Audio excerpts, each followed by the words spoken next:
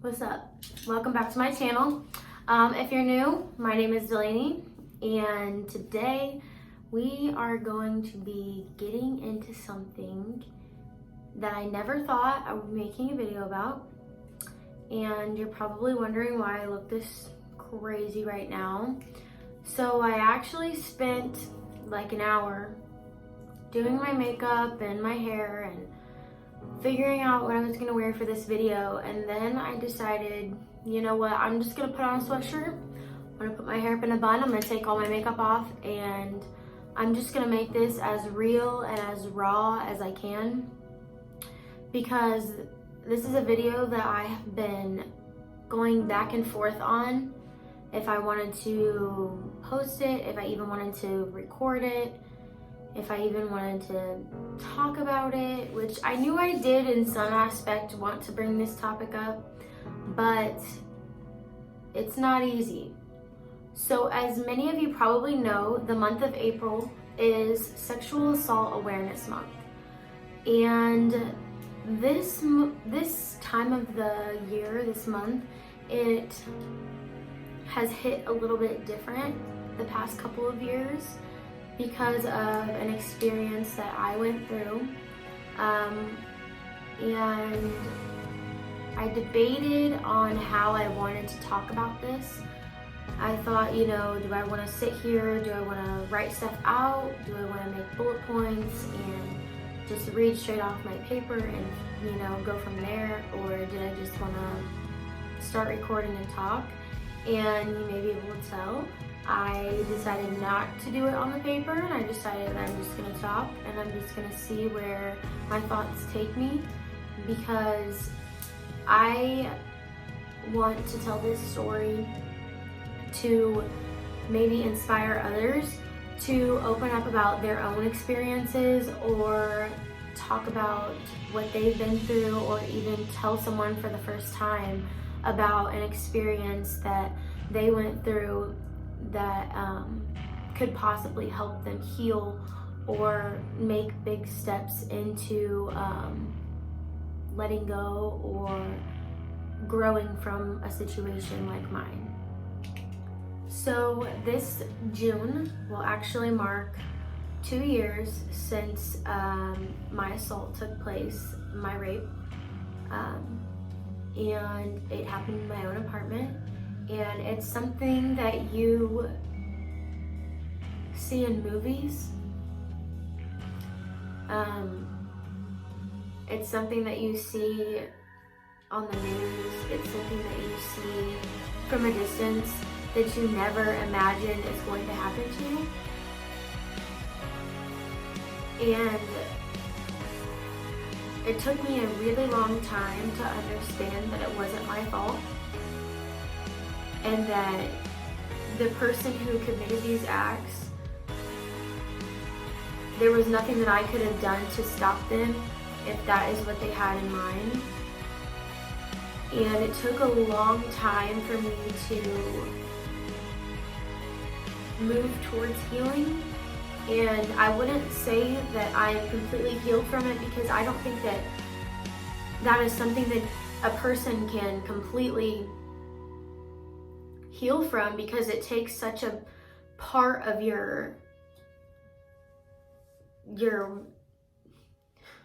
worth and your esteem. It takes everything away from you. It makes you feel like dirt, and it's really hard to get back up from something like that. And so with my experience, I probably didn't handle it in the best way, but I handled it in the way that I thought was best for me. And the way that I did it may not be the best for what you want to do, or how somebody else in your life has, handled their situation. But I think the biggest thing that I learned is taking your healing process and doing each step of it on your own and on your own terms. And by what I mean on your own, it doesn't mean that you have to be alone and you can't confide in people and you can't, trust people to be there, and you can't accept people or let people in to help you cope through the situation, because it's definitely not something that you can just kind of crawl in a hole and think that you can just get over. It's not. And I thought that at the very beginning. I thought, you know, I can just forget about it and act like it never happened. And that did not work. So I ended up going back home for the rest of that summer instead of staying in my apartment. And so my parents were all for, you know, going to talk to somebody, you know, just kind of doing whatever I needed to help get through it. But I was still in such a state of denial, and I don't know if you would call it denial. It was more like, I'm just trying to forget it. I'm just trying to put it in the back of my mind. I'm just trying to forget that it even happened. I don't want to think about it. I don't want to talk about it. I don't want nothing to do with it.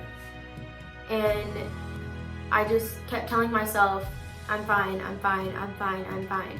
And I kept burying and burying and burying all of those feelings and all of those emotions down inside until they finally just came out. And they came out in such a negative way that I was so lost and had no idea how I was gonna help myself. And I am making this video solely for the point that I want to help others that feel the way that I did. And I don't want anybody to do what I did and bury those feelings and bury those emotions and make things worse, because that's what it did. Keeping all of those emotions inside and not talking about the situation and not, you know, not doing anything to make myself heal, like, it just made it worse. And so I didn't talk to anybody for a really long time. I actually had been diagnosed with anxiety and depression around almost right before Christmas break, Thanksgiving break area of my freshman year of college, which I had kind of known that it was coming. I feel like anybody who has anxiety or depression, you kind of know when it's coming. You know something is off even before you really may know what anxiety and depression is. And I feel like that's only something that you can recognize. And I think I waited a little too long to kind of get a hold of that and take the proper steps that I needed to help myself in that area. And so when this happened, it made those things a lot worse. And it made it a lot harder, and I found myself sleeping a lot, not getting out of bed, not eating, not doing anything to help myself. I was in such a, I felt like a zombie almost. Like I was just going through the motions each day, and I was just like stuck. And I didn't know what to do, but also I didn't want to think about it, and I didn't want to talk about it. And so it was in such a very back and forth situation where I didn't know what I wanted to do, but I knew that I needed to do something, but I wasn't ready yet. And that's the biggest thing that I want you guys to take away from this, if you're in the same situation that I was, or if you went through something and you haven't spoke on it yet, is you do need to do something. It's not your fault. And there is somebody there when you feel alone. There's always going to be somebody, whether it be a family member, a friend that you trust, whether it be a doctor, or whether it be just a piece of paper that you write down your feelings on and then you burn it. Write down your feelings, burn it, write down your feelings, tear it up, throw it in the trash. Write down your feelings and keep it in the book if you want. Like, it doesn't matter. But each story and each situation is different, and you as an individual, you have to figure out what is best for you in order to help yourself heal and grow and learn. And that is something that I did not do until a very late time. I did not go see a therapist until last semester, and it's been almost 2 years. if you go to UCM, you know, and probably a lot of other schools have this too, but there is free counseling here. And I was kind of like in a weird spot about it. I didn't know how my parents would feel about it, especially this far past the actual situation. And so I just kind of wanted to take it with my own hands and see what this would do for me. And it was an experience that I had to do on my own because I wasn't ready back then. I probably wasn't even ready this past summer. It took until last semester for me to go and talk to somebody, and I will be the first person to tell you that that was probably the best decision I made, was to go talk to somebody. And I talked about stuff that had zero relevance to what happened to me 2 years ago.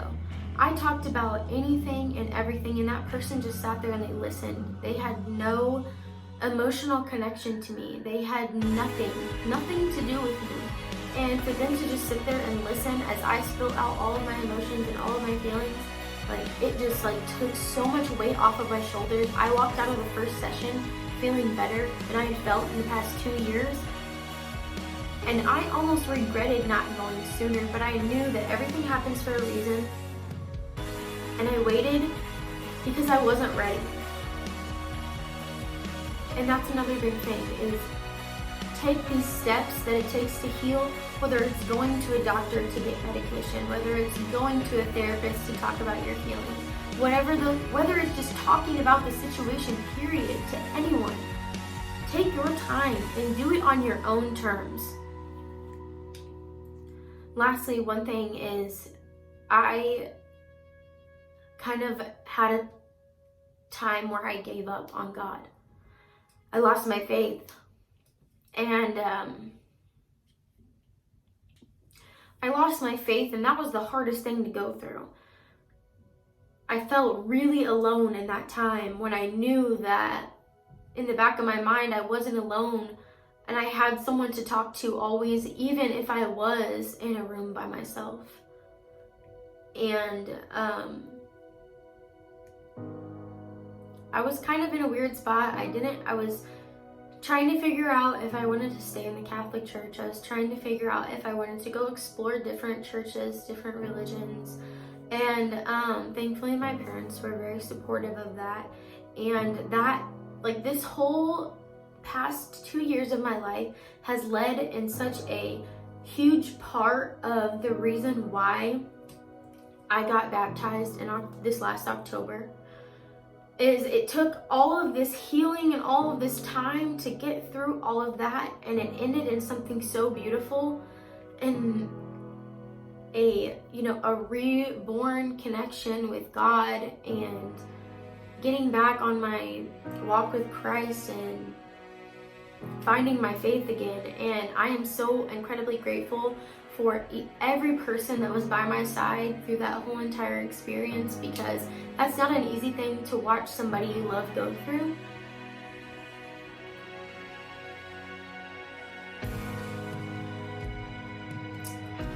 And I can never ever thank those people enough who stuck by my side and made it to this point so far.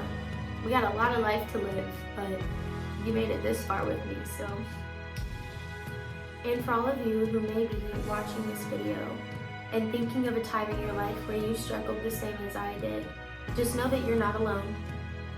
And you can always reach out to me, even if you don't know me, even if we're not on a personal level or connection. You can reach out to me, because I don't want anybody to think that they're alone, because I felt alone, and I never want anybody to feel the way that I felt.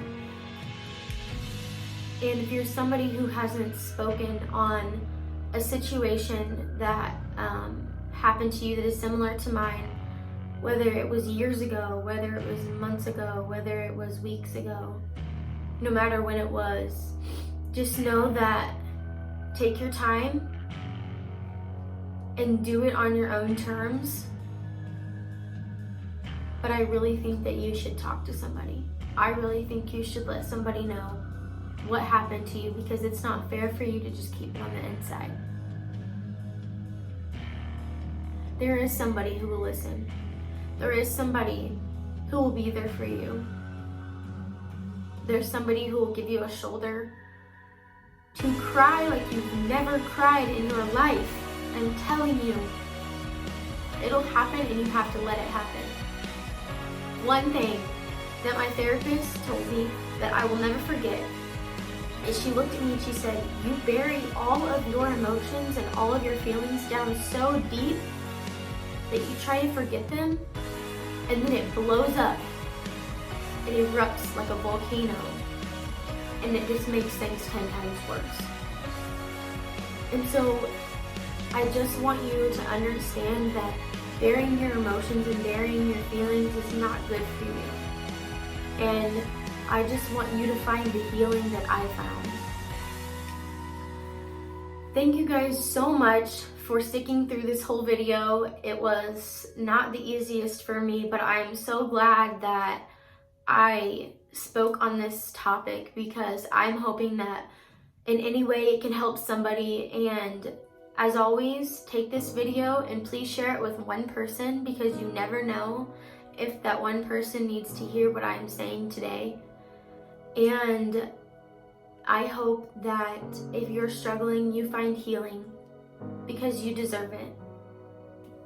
Don't forget to like and subscribe and share it to at least one person. And once again, just thank you guys so much. And don't forget to share this video, because like I said, you just never know.